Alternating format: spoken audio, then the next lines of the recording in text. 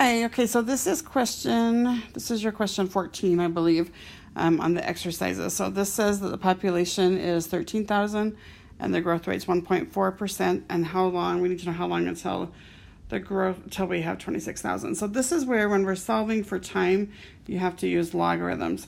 So our equation that we use for the exponential growth looks something like this. So we're going to just plug in what we know. We want to know how long until it's 26,000. So that's going to be our final population. Our initial population is 13,000. And our rate is, we're going to change it to a decimal. So we get 1 plus 0.014.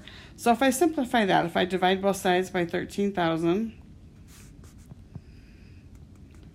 I get 2 equals 1.014 to the n.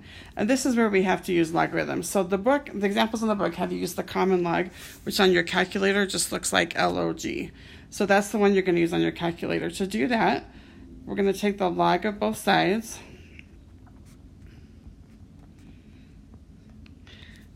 And then we're going to use the property that talks about the book. I think it calls it the exponent property, where we can move that exponent to the front of the log and then divide both sides by the log of 1.014. So in your calculator, you have to use these parentheses or you're not going to get the right answer. So you're going to put log of 2, close those parentheses, and then the log of 1.014.